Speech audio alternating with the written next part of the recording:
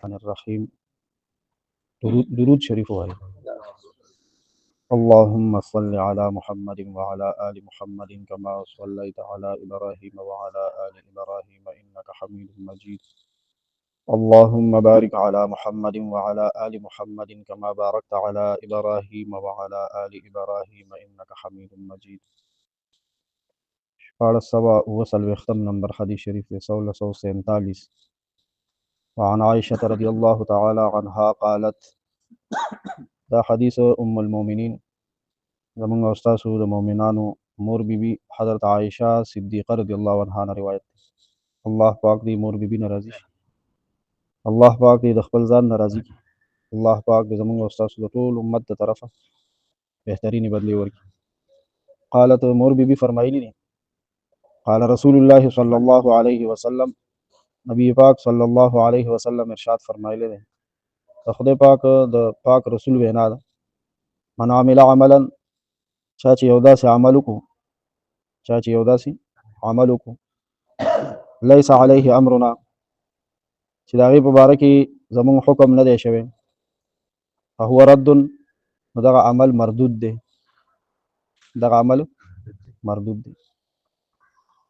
د حدیث پاک ته ښه سوچ وکړو.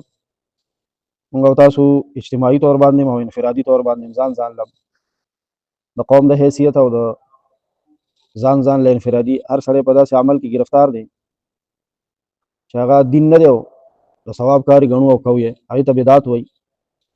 او په دې حدیث مبارک کې د بدعت رد راغلی دی، بدعت قبول نه دی، که هر څومره خوشنما وي یو عمل، خو چې هغه د دین په لیکه نی که نه، د دین په لاره نی، نبی علیہ السلام فرمایي داسې رد دی، بدعت دی، رد دی. من عمل عملا لیس علیه امرنا، لږ سوچ ورته وکړئ خیر. من عمل عملا، چا چې یو داسې عمل وکړو که نه لیس علیه امرنا، چې هغې باره کې زمونږ حکم نی، هغه په ظاهر کې هر څومره دی بنده ته د عمل څه ښکاري، ښایسته ښکاري، ښکلی ښکاري، او دی وایي چې په دې به زه الله پاک ته نږدې کېږم، نه، فهو رد، نبي علیه السلام څه فرمایي؟ رد دی، ریجیکټ دی، الله پاک نه قبلوي، هغه د الله تعالی په نظر کې مردود دی، ریجیکټ دی. د دین کاري ګڼم، زه د آخرت تیاری ګڼم چې دا خو زه ګیني د آخرت تیاری کوم، او مختصر عمل دی وي خو د دین په رڼا کې دی وي، لږ عمل دی وي خو د دین په رڼا کې دی وي، دا قبول هم دی او د دې اجر او ثواب هم ډېر دی.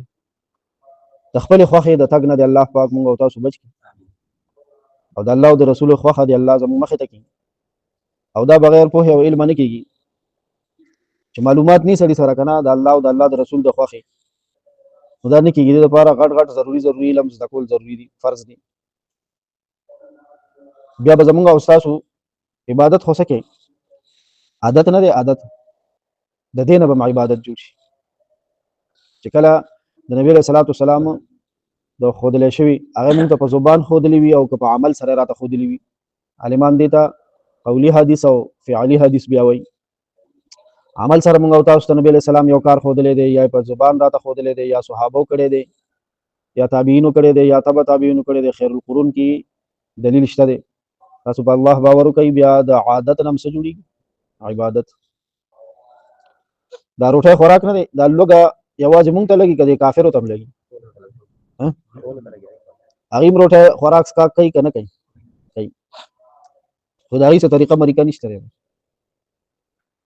دا ډنګره موږي کېږي، ځناور دې موږي کېږي، دې ته هم د خوراک او د چارې او د ونډې ضرورت، خو د دې هم څه طریقه نشته دی. ډنګر دی بس پړی دې ویستو او په اخور ورخوشې شو، که زورور او کمزوري له ډغره ورکړه، او که خپل وخوړو، که پردی وخوړو، که ډېر وخوړو، که لږ، که په ولاړه دی، که په ملاسته دی، خو خوند وایي. دغسې کافر انسان هم دی، هغه هم خوراک کوي، خو خوراک کې د آدابو لحاظ نه کوي. پاتې شو مسلمان په کلمه، په بسم الله، په ښي لاس د خپلې مخې نه په ناسته اوبه څښي په درېو ساګانو، نو د ده د دې خوراک نه هم څه جوړ شو، عبادت. بظاهر خو دیم دا ګڼي چې ما خو بس خېټه مړه کړه، لږه مې ختمه کړه، تنده مې ختمه کړه. تاسو په الله باور وکړئ، د ده دا څښل عبادت، د ده دا خوړل عبادت، د مونځ په شان عبادت دی، ثواب پې میلاو شو. دا کله چې د نبی علیه صلات وسلام د ښودلی شوي طریقې مطابق وشي. خوراک څښاک خو بیا هم یو پاک عمل دی، بې ادبي دې معافي. بهر ته سړی ځي قضای حاجت دپاره، او په دې قضای حاجت کې د پیغمبر علیه الصلاۃ والسلام ښودلی شوې طریقه اپنو کی خپله کی. لکه یو یهودي په موږ مسلمانانو باندې د صحابه په دور کې اعتراض کړی و، وایي نعوذ بالله دا ستاسو څنګه پیغمبر دی؟ دی خو تاسو ته هر څه ښایي، لکه د وړو غونته، وړو ته مور هر څه ښایي که نه، تر دې پورې چې دا ستاسو پیغمبر خو ګوره هغه خو اعتراض کولو که نه، د اعتراض په شکل کې د یهودي دا خبره کوله. دی خو تاسو ته وایي د اودس ماتې طریقه هم درته ښایي. صحابي ورته فخریان داس کې وایي او په داسې پیغمبر د داسې پیغمبر امتیان کېدلو باندې خو موږ ته فخر دی چې موږ ته هر څه ښایي.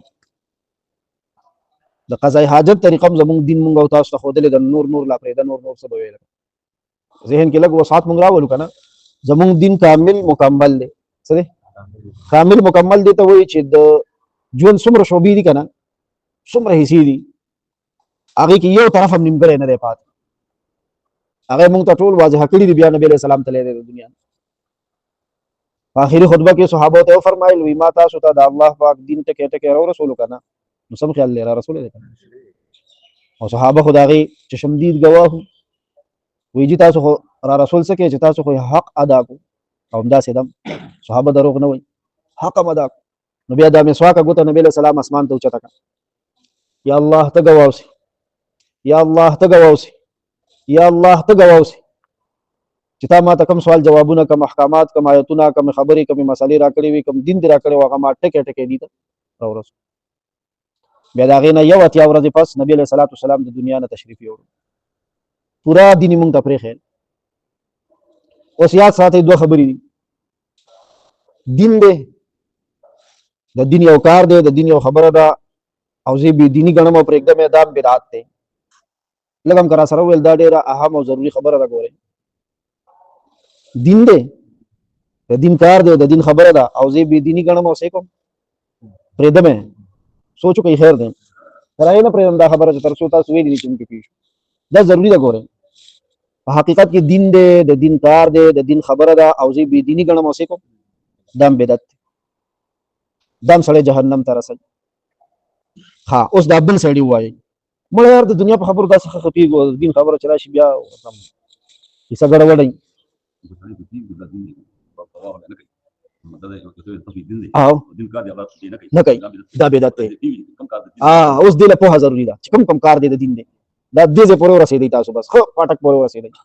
اوس هغه ځای نه بیا د علم اهمیت شروع شي چې یو خبره به زه زده کوم چې کوم شی دین دی. غټې غټې خبرې خو موږ ته معلومه دي که نه، جومات ته په خیخ په راننوتل څه دین دی، په ګس خپتې وتل او باتروم ته د دې برعکس ګس خپته نه کول او خیخ پتې نه څه کول. دا اوس دا موږ ته معلومات شته دي. داسې ورپسې ډېرې خبرې داسې دي چې زموږ او ستاسو علم کې راغلي دي. خو زه چې تاسو ته کومه اصولي بنیادي خبره کول غواړم د دې حدیث په رڼا کې، هغه دا ده یو کار دین دی، د دین خبره ده، او زه څه ګڼم بې دیني او پرېږدم یې، دا هم بدعت دی. او دغه شان د دې دا دویم سایډ وایي یو شی دین نه دی، دین نه دی، نه خدای ویلي دي، نه رسول ویلي دي، نه صحابي ویلي دي چې د نبي علیه السلام شاګرد دی، نه د صحابو شاګردانو تابعین ویلي دي، نه د هغې شاګردانو تبع تابعین ویلي دي، هېڅ نام و نشان یې نشته په کتاب کې، او ما راټینګ کړی دی هغه عمل، او زه یې څه ګڼم د ثواب کار یې ګڼم، دین یې ګڼم، دا هم بدعت دی.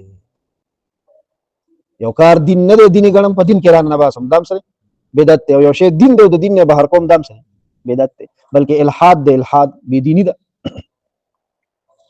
یو کار دین نه دی، بس اخرنۍ خبره کوم لږ اوږده شوه خیر دی که نه، خو د دې نمبر بیا به یې موکړو، بیا به یې موکړو. اوس اهمه خبره چې ذهن کې کینی، الله رسول موږ او تاسو ته مکمل کامل دین رالیږلی دی، راوړی دی که نه دی راوړی؟ څه نیمګړې نیمخوا ورکې شته؟ نشته. دا خو زموږ ایمان دی. نیمګړتیا ورکړي چې څوک ورکړي نیمګړتیا وایي که نه، کافر دی. څه دی؟ کافر دی. نیمګړتیا شته نه، کامل مکمل دین دی. ها یو خبره ده، یو کار دی، هغه الله او رسول دین نه دی ګرځولی، زه یې څه ګرځوم؟ نو د دې دا زما دې کار سره دا دعوه شوه زما چې دا دین نامکمل، دا یو کار پکې الله نه هېرو، رسول نه هېرو، دا پکې زه کوم.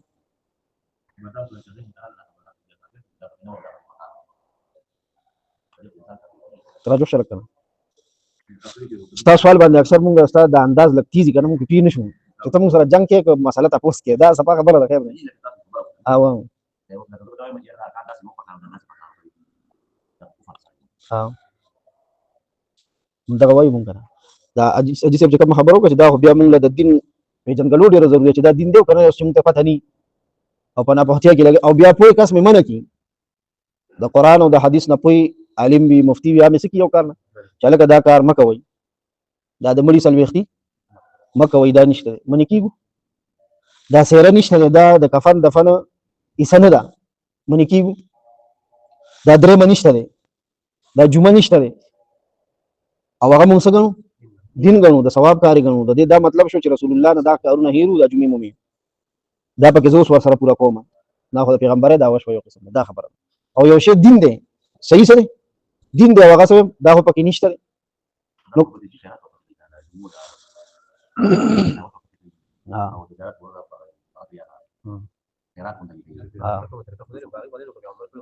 نه ته مو وایه پښتو باندې خو پوهېږئ جمعه نشته بس معنی چې نشته نو بس بیا ورکې څه پاتې خو بیا هم کوي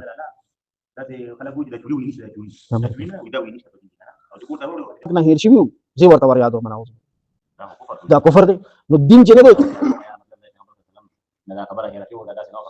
داسې په کار وه نو دا خو بېدیني ده دا خو جهنم ته سړی رسوي نو زه به دا خبره کوم په ذهن به دا منم چې دین ماله مکمل راغلی دی چې څه راته ښولي دي په هغې به چلېږم د ځانه ځانه کیسې هغه جمعه ده او که څلوېښتي ده او کار څه دی ښه په ډانګ پیللي وایي چې بدعت دی او ګناه ده او حرام دي اوس دا خبره چې خان ګل ماته وایي چې استاد ته به هم وله بیا نه ځي نه به ځم وله ته به هم وله نه ځي او دی وایي موږ به هم وله نه ځو او نه به یې کوو چې دین مکمل دی د دین یو خبره د دین نه ایستل دا هم بدعت دی او یو خبره چې دین نه دی او په دین کې ورننه باسو نو دا هم څه دی بدعت دی الله پاک دې په دین کې د نوو نوو کارونو نه حفاظت وکړي د نوو نوو کارونو یا رحمت بل جلاله صلی الله